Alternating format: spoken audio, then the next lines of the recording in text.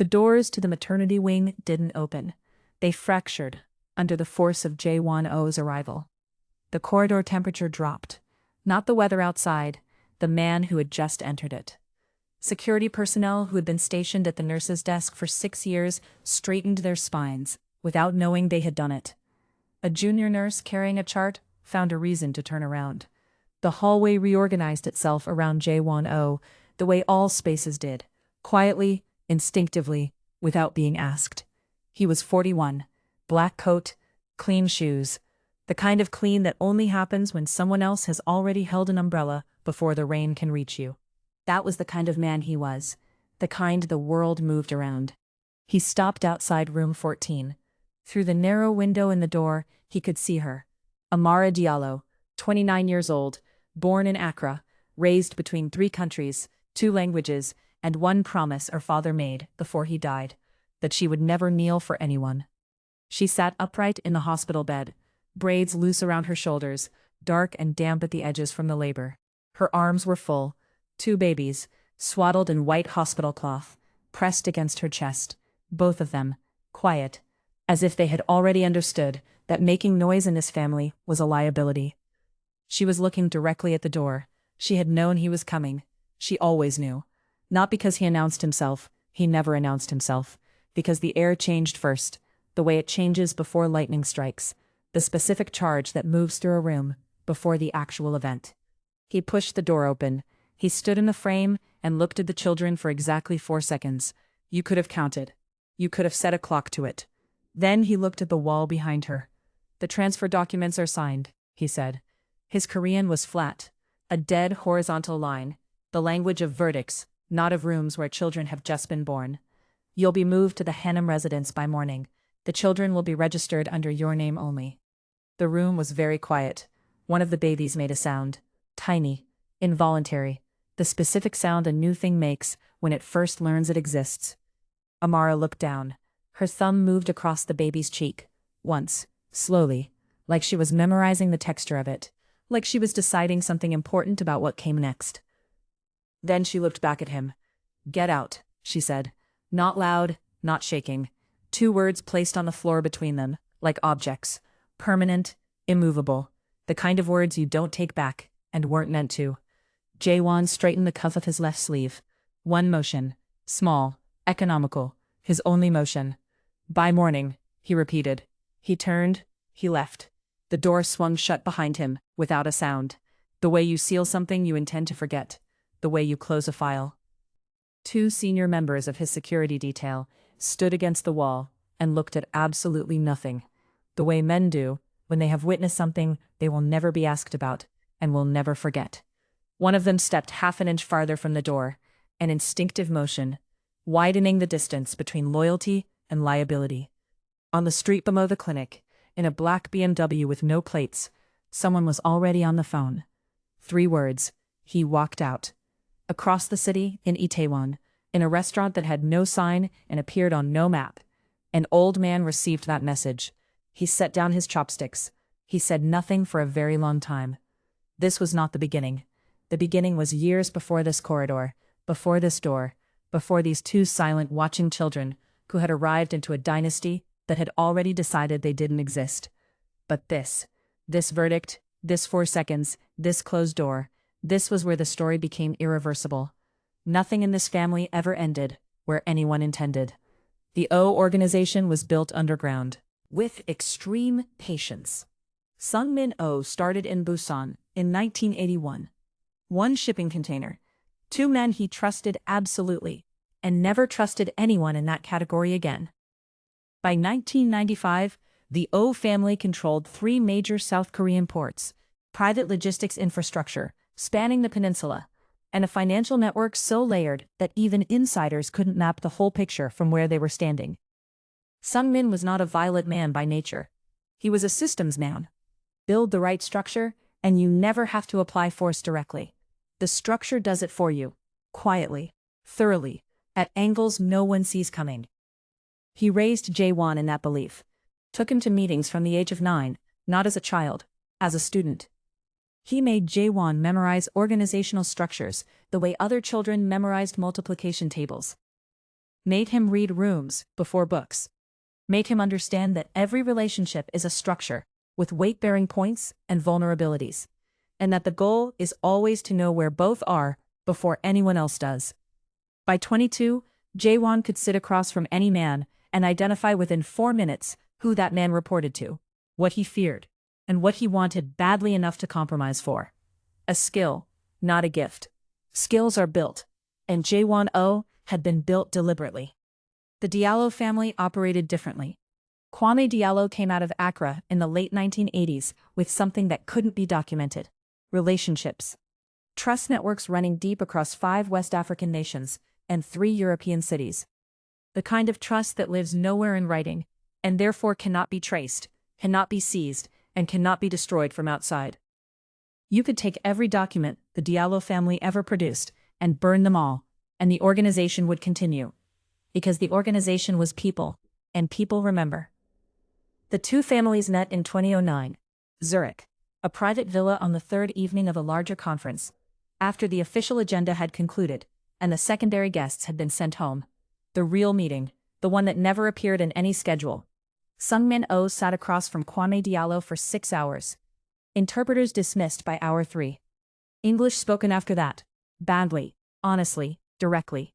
The kind of conversation that only happens when 2 men have decided simultaneously to stop performing. Something was agreed upon that neither man ever committed to paper. Jae-won attended as his father's shadow, 31 years old, silent, present and invisible, the way he had been trained. He noticed Kwame Diallo's daughter the way you notice a fault line in a geological survey.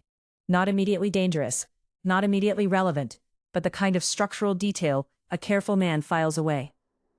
Amara Diallo was 20 years old. She sat in the corner of the room with a glass of water and a small notebook. She said nothing for 4 hours.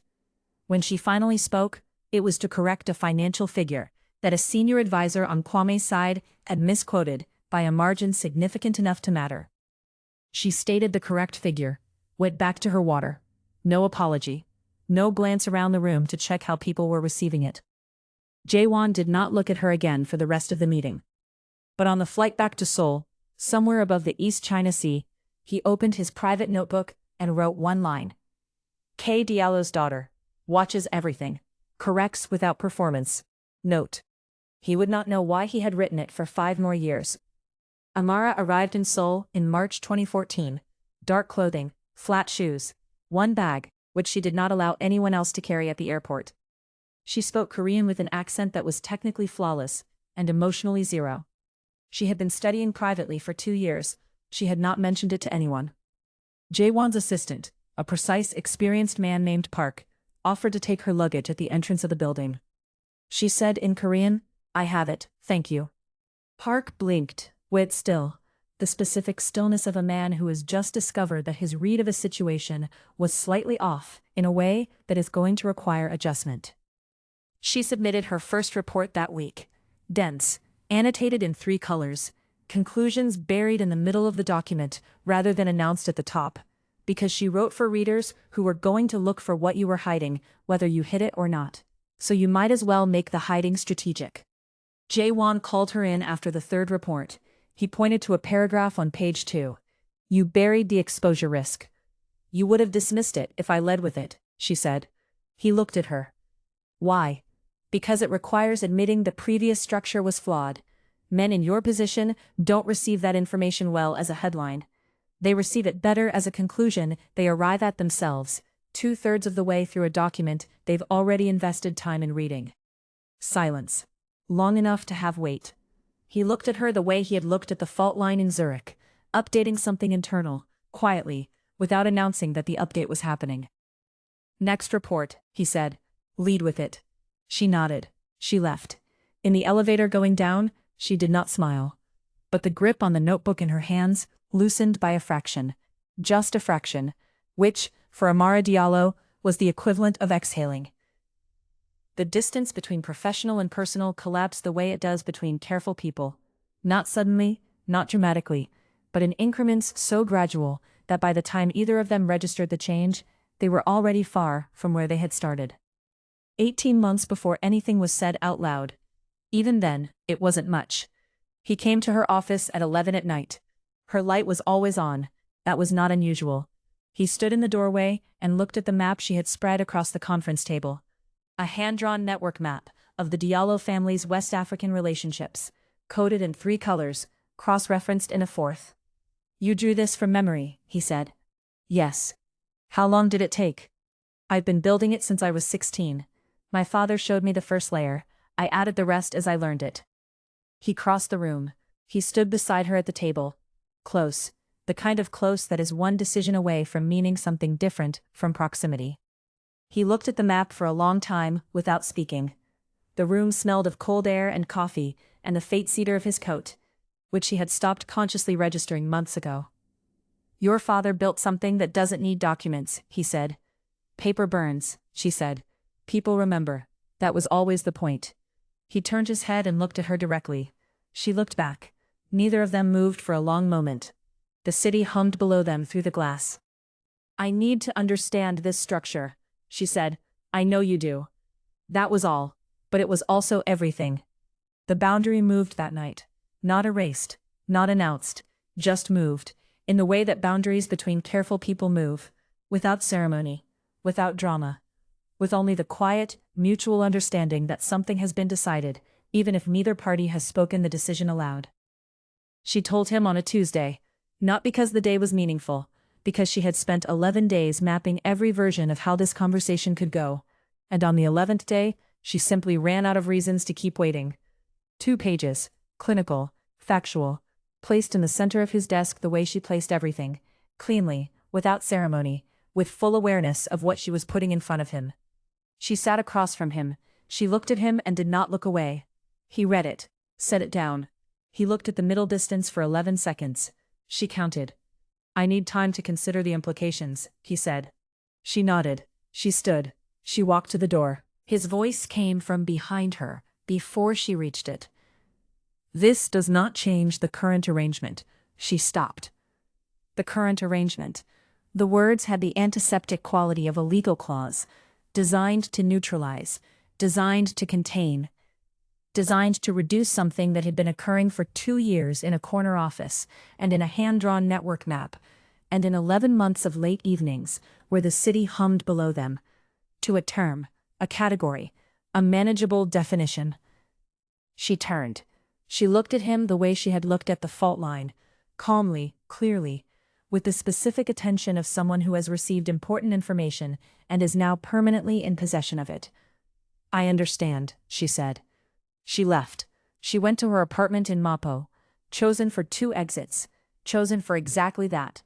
She stood in the kitchen with both palms flat on the cold stone counter, the way you brace against something that is about to hit you, and she breathed.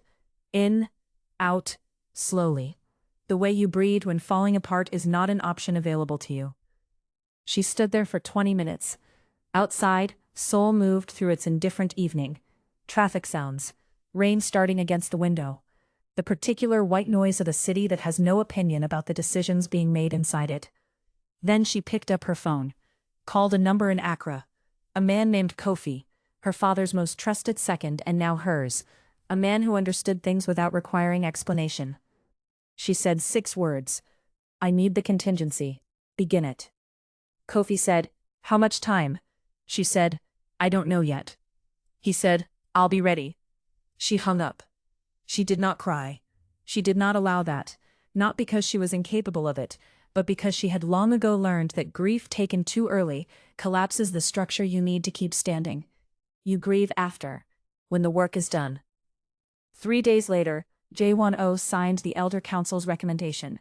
The child, no claim, no record in the family structure, not negotiable. He had spent 3 days considering, and then he chose this. That was the thing Amara would never forgive. Not the politics, not the organizational logic. The 3 days.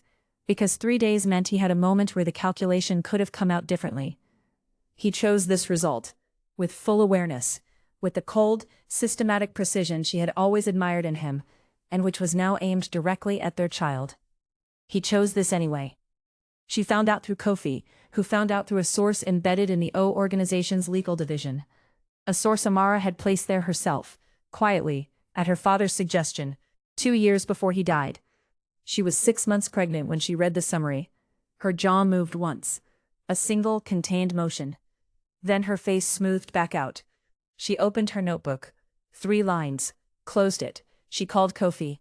"It's signed," she said, 3 days ago. A pause on the line. "The contingency is ready," Kofi said. "Say the word." "Not yet." Her voice was flat, steady, professional as always. "Let him think it's settled. I need 3 more months." She already knew what she had. She had known for 2 years. A source inside the Incheon port operation. 18 months of documentation on a man named Director Shin, who had been skimming accounts in a way that implicated not just himself, but the structural oversight that had allowed it. Allowed it for 4 years. She had said nothing. She had filed everything. She had been hoping she would never need to open the file. She was no longer hoping. December, -8 degrees. The Han River beginning to freeze at its margins. The twins arrived 40 minutes apart. The first one, silent, watchful.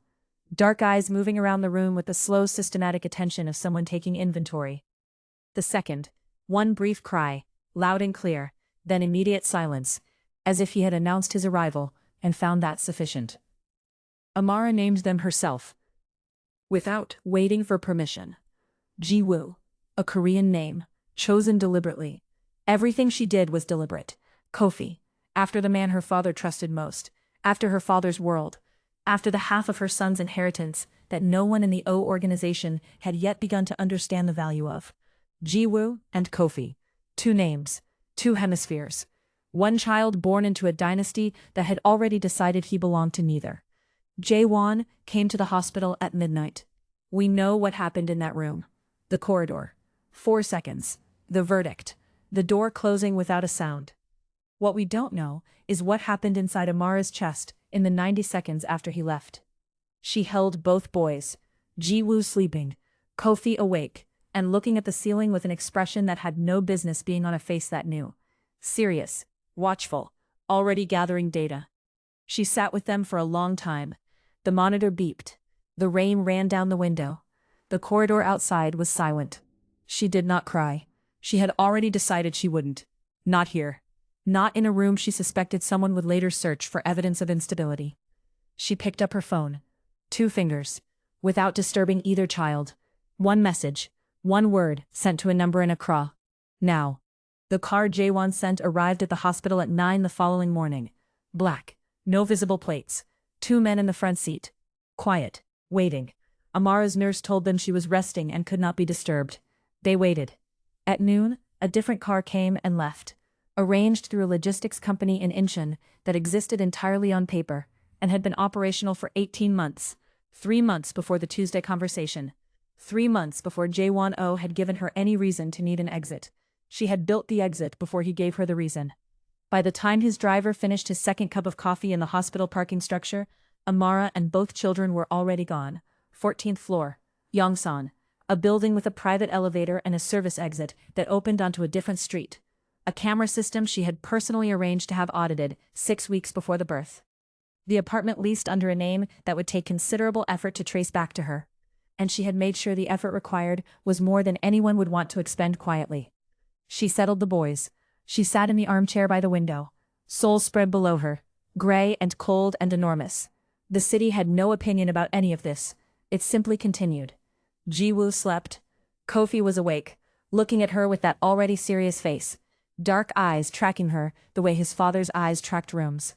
Systematically, patiently, missing very little. Something in her chest tightened and held. Her phone buzzed. An intermediary number she recognized as connected to Jae-won's organization. She turned it face down on the table. On the street, 14 floors below, a black SUV with no plates moved slowly into the building's service lane. It didn't stop. It didn't park. It completed the circuit and came back around, unhurried, deliberate, like something that had already decided it could afford to wait. She noticed it on the 3rd pass. She rose without rushing, moved to the window at an angle that kept her silhouette off the glass. Watched. Headlights off, despite the hour. Engine idling with a patience that was wrong for a delivery vehicle. Too deliberate for a wrong turn. Something that had been sent to look. Stone. Her face was stone. Her hands were steady. She stepped back. Picked up her phone. Sent one message to Kofi. Plates. Service lane. Now. Then she moved the bassinet 6 inches farther from the window. Checked the lock on the suite door. Checked the secondary exit. Sat back down. Her jaw was set. Her hands did not shake. The boys slept on, unaware that the world outside had already begun recalculating around them. Across the city, in the back of a moving car, Jae-won Oh received a notification from his driver. The official car was still sitting at the hospital curb, untouched. She had not used it. His assistant said nothing. Jae-won looked out at the Han River, dark and wide and indifferent. His thumb moved once across his phone screen, pulling up her known contacts. Then pausing. The logistics company in Incheon. 18 months operational. He read the registration date twice. His assistant, who had worked for him for 6 years and survived things most men hadn't, took one look at Jae-won's face and found something important to study in the opposite direction. She built the exit before he gave her the reason. She documented the leverage before she knew she'd need it. She was 3 moves ahead before he knew the game had started. If you understand what that kind of preparation costs, what it takes to build that quietly, for that long, while keeping your face completely neutral, then you already know whose story this really is. Subscribe right now, because the move she makes next changes everything. The full report arrived at 6:22 in the morning. 4 pages. Cover sheet, 3 pages of detail. Han Suk-jun placed it on Jae-won's desk without a word, and then found somewhere else to be. Han had been with the O organization for 22 years. He had a specific internal barometer for these situations, a reading he had calibrated over 2 decades of proximity to this man.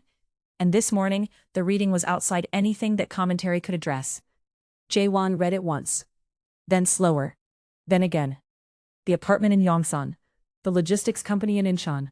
18 months of operational history attached to a company name he had never encountered, which meant it had been built specifically to be invisible to his organization's standard monitoring. The name of the attorney in Singapore at the bottom of the file. He was stone at his desk, unmoving. The Singapore attorney. He recognized the name. He knew exactly what that name meant. That name meant this had been structured by someone who understood international financial architecture at a level that went beyond what he had known she possessed. That name meant the filing in front of him was not reactive. It had been designed, constructed, at some point before the Tuesday conversation, possibly significantly before. She had prepared a contingency before he gave her a reason to need one. He set the report down. He looked at the window. Seoul visible in the early gray light. The Han River, the bridges, the pale winter sky beginning at the horizon, the way it always did, indifferent to whatever had been decided the night before on its banks.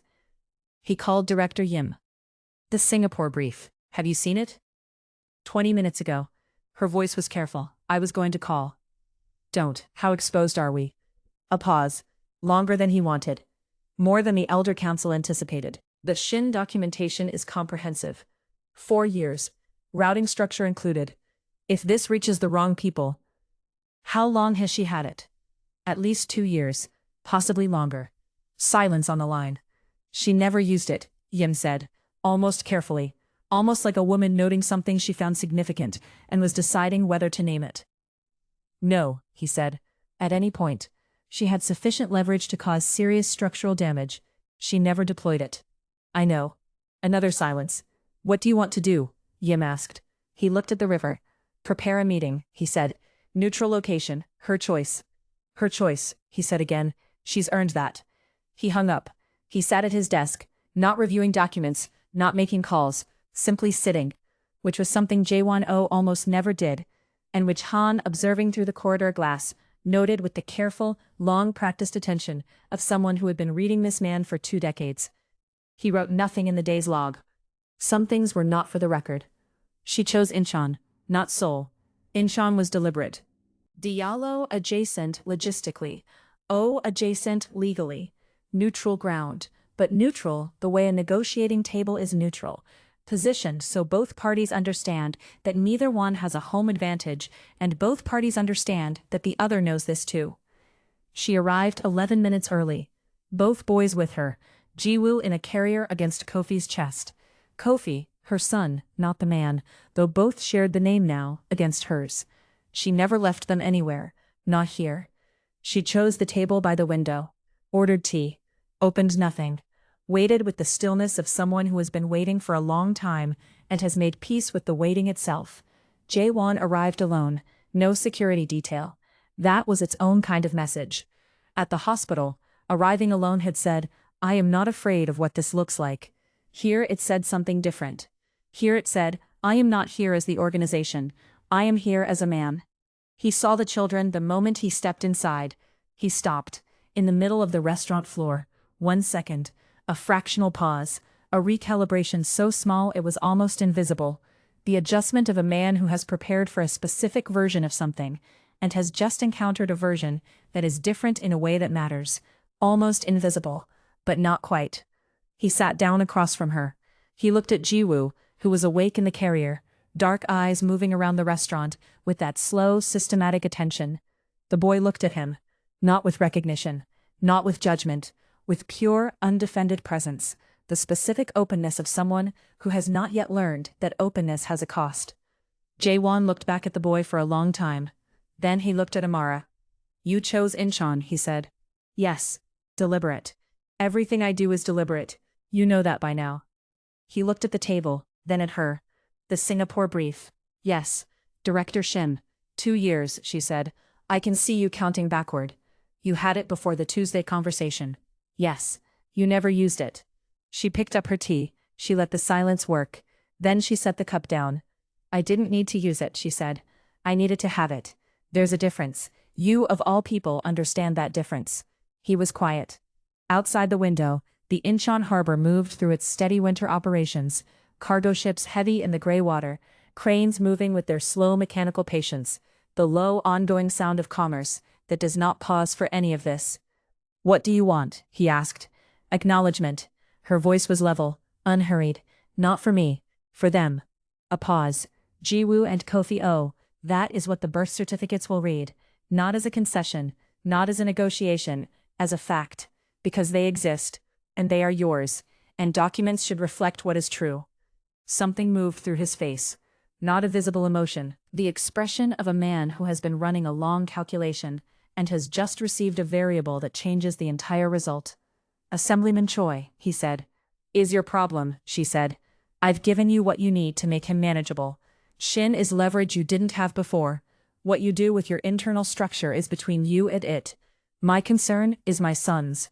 He looked at Jiwoo again, that patient, undefended watching. "And you," he said.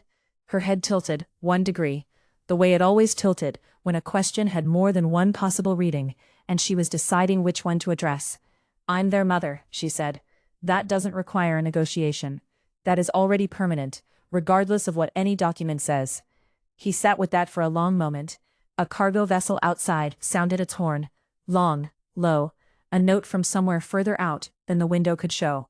He stood, straightened his coat. One motion. The habitual motion of a man who always straightens before he leaves. He looked at both children. Jiwoo still watching. The boy named Kofi, asleep against his carrier. Small fist curled near his jaw, breathing in that slow, absolute rhythm. Jae-won Oh looked at his sons for a long time. Then he left. The door closed. The restaurant resumed its ordinary noise. Kofi said quietly, from across the table, "Well?" Amara did not exhale dramatically. She did not set her shoulders down. She simply sat. Present. Already thinking forward. "He looked at them," she said. "He really looked at them." A pause. "He'll do it," she said. Not like a hope. Like a number she had already run and confirmed. The document landed on Assemblyman Choi's desk at 9 in the morning. 8 pages, dense, annotated in the specific, meticulous way that left no interpretive gaps. Director Shin's operation laid out in full. 4 years of systematic skimming from the Incheon port account.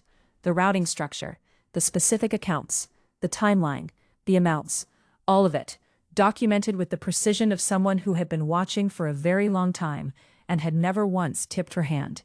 Attached to the front page, one typed line from Jae-won Oh. "This matter will be resolved internally. No further council involvement required." Choi read it twice, set it down. His hands were flat and still on the surface of his desk, the way they got when he was processing something he had not anticipated, and was deciding what to do with the shape of it. He was 73 years old. He had survived 4 leadership transitions in the O organization. He had been in rooms where decisions were made that ended careers, and on a few occasions, more than careers. He knew what leverage looked like. He knew how to hold it, and how to deploy it, and how to recognize when someone had held it better than he had. This had been held better. He called his deputy in. "The succession question is resolved," he said. "The children will be acknowledged." His deputy said, "And the Diallo connection?" Choi was quiet. "An asset," he said finally. "The Diallo Trust Network across West Africa and 3 European cities, accessible not through a contract, not through a business arrangement, but through blood. Through the Don's own sons." He paused. "We underestimated the woman. We will not make that error again." The deputy wrote nothing down. "Some things you simply memorized. Send Director Shin a notice," Choi said. "Early retirement. Immediately. Quietly. Nothing formal." He stood. He walked to the window. "And send Jae-won Oh a message of congratulations on his sons." He looked at the street below. Used those exact words. His sons. He came to the apartment in Yongsan at 7 in the evening. No call. No advance notice. He came alone. No detail. No car he would have been expected to arrive in. And he came with nothing official in his hands. A paper bag. Small. 2 things inside. Kofi answered the door. He looked at Jae-won for a moment. The measured look of a man who has been expecting this visit, and has not yet settled on what his face is going to do about it.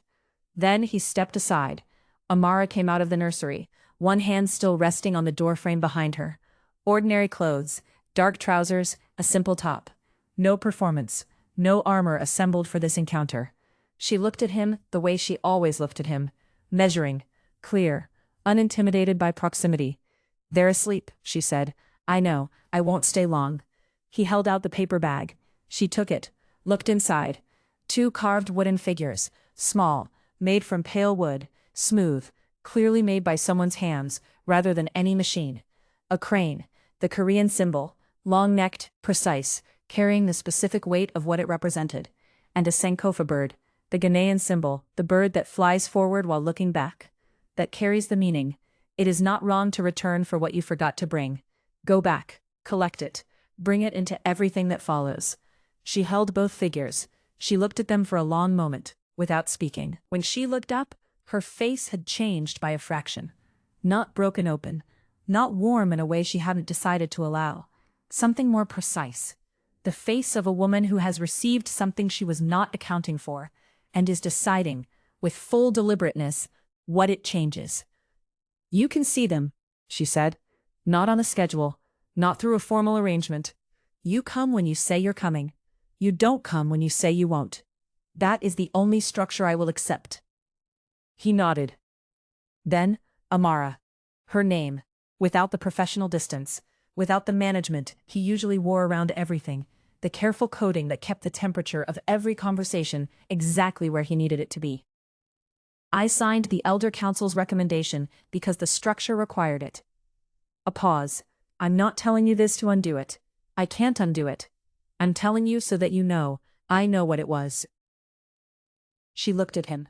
From behind the nursery door, a small sound, one of the boys shifting in his sleep. A brief, searching exhale. Then quiet again. "I know what it was," she said. "I've known what it was from the beginning. That's the thing about knowing how structures work. You see what they require of the people inside them." He nodded. Once. The nod of a man who has received accurate information and does not argue with it. He turned toward the door. "Jae-won." He stopped. "Ji-woo has your hands," she said. Not warm, not an offering. Factual. The way she stated everything that mattered. Plainly, precisely, without decoration. He did not turn around, but in the set of his shoulders, something. Fractional. Almost invisible. Like a door that has been held shut for a very long time, giving a single millimeter on its hinge, not opening, not surrendering, just acknowledging, for the first time, that it might eventually. He left. The door closed behind him, quietly. This time, differently. Amara stood in the center of the room for a moment. She looked at the 2 carved figures in her hand. Then she went into the nursery. She set both figures on the small shelf above the bassinet. The crane and the Sankofa bird, side by side. She looked at her sons, Ji-woo sleeping, Kofi sleeping. both breathing in the slow, absolute rhythm of people who know nothing yet about structures or leverage or the weight of names, about Korean port operations and West African trust networks, about the specific kind of distance a man builds when he does not know what else to do with what he carries. They would learn. Everything becomes relevant eventually, but not tonight. Tonight, there was just the room, the low light, the two birds on the shelf, and a woman who had been playing 3 moves ahead for longer than anyone knew. Standing in the quiet, watching her son sleep, and for the first time in a very long time, allowing herself to simply be still, Jae-won Oh sat at the head of a table on the 38th floor of a building in Seoul that carried no sign at street level. 4 men across from him, older, weighted with the gravity of long-established authority. The kind of men who had never been spoken to by someone 22 years old without managing the conversation before it began. Jae-won let them manage. He waited, he watched. He had his father's hands and his mother's eyes, the evaluating eyes, the ones that read a room before they read anything in it. He had been speaking for 6 minutes, voice level, not one superfluous word. He placed a single document on the center of the table, 3 pages, dense, annotated, conclusions buried in the middle, because he wrote for readers who were going to look for what you were hiding, whether you hid it or not, so you made the hiding strategic. His grandfather's network, his mother's structure, his father's architecture. All of it, mapped and layered and legible, for the first time in a form that the people in this room could read and follow, and not be able to look away from. "I am not here to request a seat," Jae-won said. His Korean was perfect. His cadence was his mother's. "I already have one. I am here to discuss the terms of the transition." Silence. One of the 4 men looked at the document, then at the boy, then back at the document. "You're 22, the man said. "Yes," Jae-won said. "And I have been watching this room since before I could read what was in it." He folded his hands on the table. His father's hands. "My mother taught me 3 things. You don't take what you can build, you don't build what you can be given, and you always know the difference." He looked at each of the 4 men in turn. "I know the difference." The 4 men looked at each other. From 2 floors above, in a smaller room with a window that looked out over the city, Amara Diallo stood and looked at Seoul. She could not see the boardroom from here. She did not need to. She had already seen it. Years ago, in the apartment in Yongsan, at 11 o'clock at night, standing over a bassinet, looking at a boy with his father's hands, who was just beginning to learn that the world was complicated and full of structures that could be navigated, if you learned them early enough. She had made sure he learned early enough. Her phone buzzed. A message from Kofi. 1 word. Done. She looked at it. She looked at the city. She typed back 2 words. I know. She put the phone in her pocket. She looked at Seoul. Wide, gray, still moving. The river dark at its edges. The harbor cranes visible at the waterline. The sky beginning somewhere at the horizon. She had not been removed. She had never been removed. She had simply been underestimated. And she had been patient enough, and precise enough, and far-sighted enough to let the underestimation run its full course, until the day the structure that had tried to exclude her found her son sitting at its center, placing a 3-page document in the middle of a table, and looking at 4 powerful men with her eyes. The Sankofa bird flies forward and looks back. It says, "Go back. Collect what was left behind. Carry it with you into everything that comes next." She had done that. She had gone back to every clinical document, every closed door, every corridor where someone had decided she did not need to be acknowledged, every 4-second verdict delivered to a wall behind her head. She had collected all of it, and she had brought it here. Amara never asked for anyone's permission. She built her contingency in silence. She held her leverage without using it. She carried 2 cultures into one room and made them both irreplaceable. If you felt every move she made, subscribe, leave a comment, tell us whose strength hit you hardest. Because there is more where this came from, and you will not want to find it without this channel.